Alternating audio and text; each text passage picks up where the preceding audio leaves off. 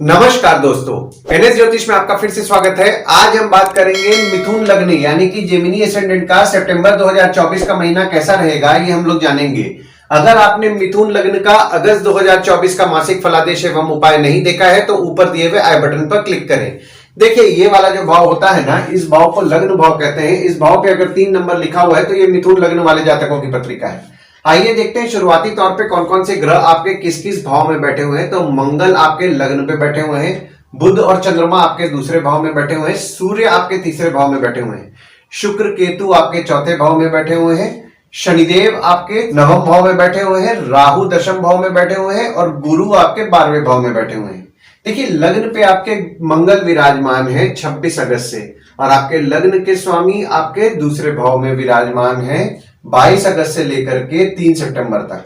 तो लग्न पे आपके मंगल विराजमान है तो आप पराक्रमी रह रहे होंगे और आपके अंदर हिम्मत भी रह रहा होगा। हालांकि देखिए, मंगल आपके लग्न पे विराजमान है तो आपको क्रोध ज्यादा आएगा, तो आपको आपके क्रोध पे नियंत्रण रखना है, पर आपके पराक्रम को निश्चित तौर पर मंगल बढ़ा रहे हैं। और वहीं आपके लग्न के स्वामी आपके दूसरे भाव में विराजमान है, जैसा कि मैंने आपको बताया 22 अगस्त से लेकर के 3 सितंबर तक आपके परिवार को लेकर के आपका फोकस रहेगा। सेविंग्स के बारे में आप चिंतन करेंगे।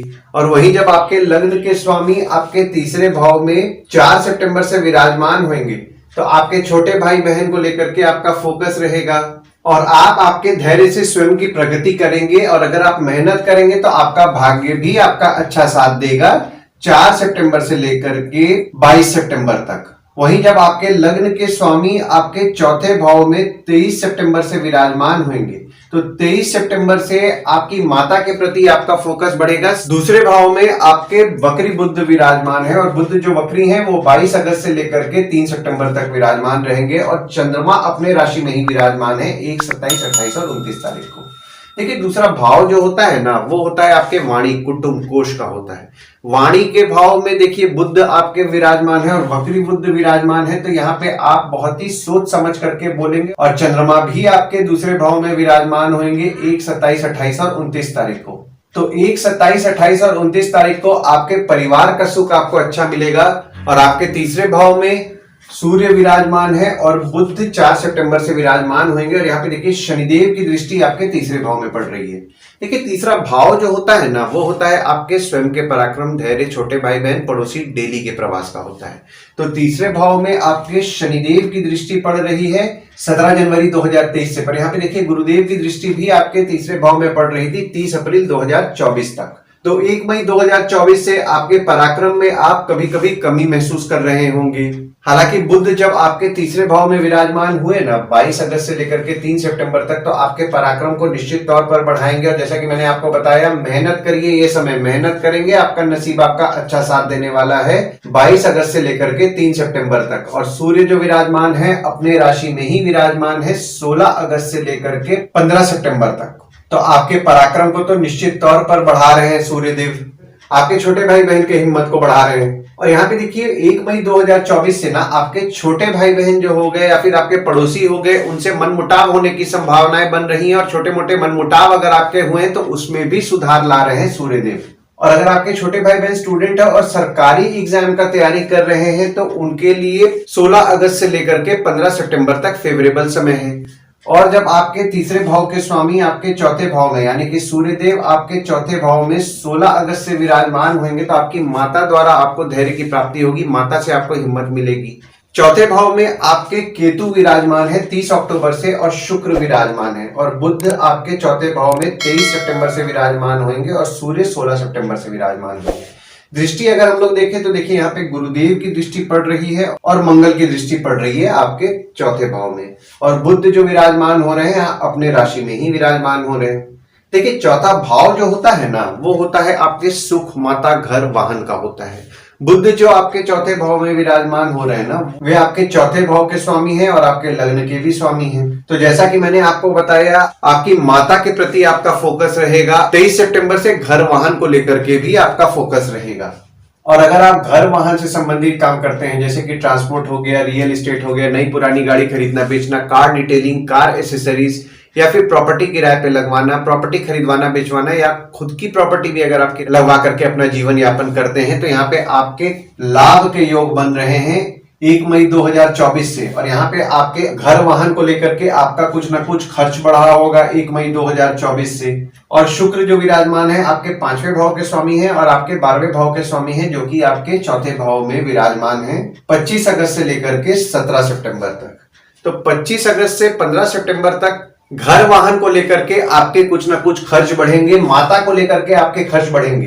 हालांकि यहाँ पे देखिए आपको नींद थोड़ा बहुत कम आ सकता है।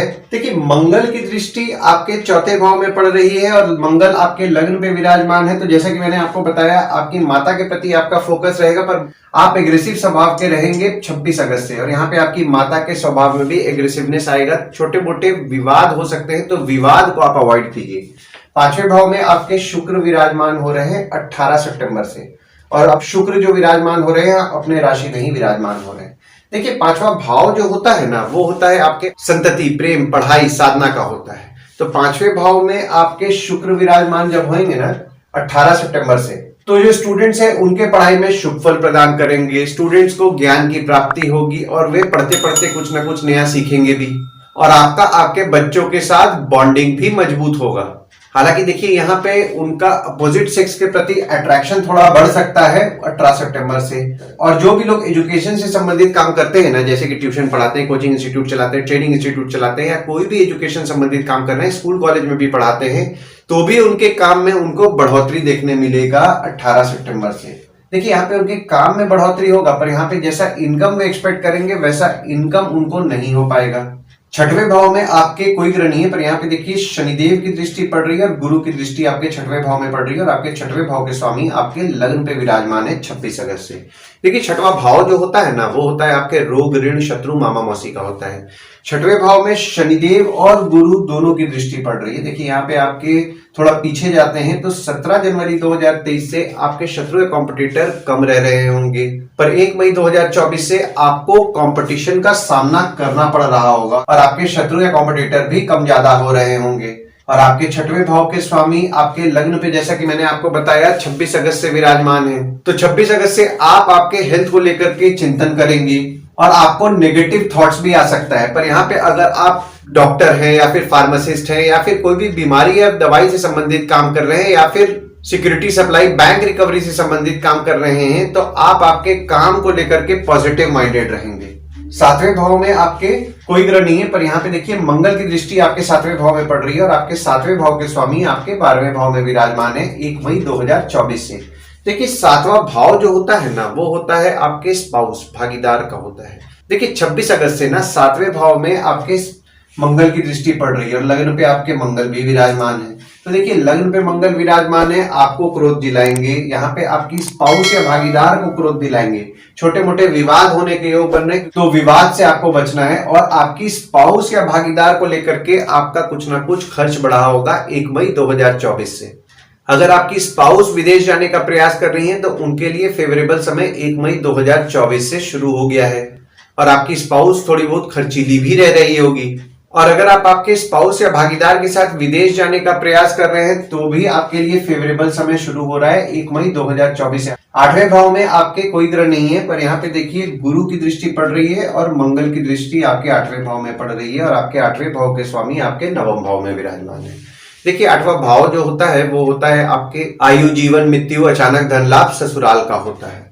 तो 8वें भाव में आपके गुरुदेव की दृष्टि पड़ रही है 1 मई 2024 से, तो आपके आयु के लिए तो शुभ फल प्रदान कर रहे हैं, पर 26 अगस्त से आपके ससुराल वालों के साथ छोटे मोटे विवाद होने के योग बन रहे हैं। हालांकि देखिए यहाँ पे आपके ससुराल वालों के साथ संबंध में मजबूती आएगा।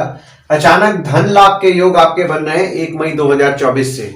जो भी लोग जमीन से नीचे से संबंधित काम करते हैं उनके काम में उनको बढ़ोतरी देखने के लिए मिलेगा। 9वें भाव में आपके शनिदेव विराजमान है और शनि यहाँ अपने राशि में ही विराजमान है 17 जनवरी 2023 से और 29 मार्च 2025 तक विराजमान रहेंगे।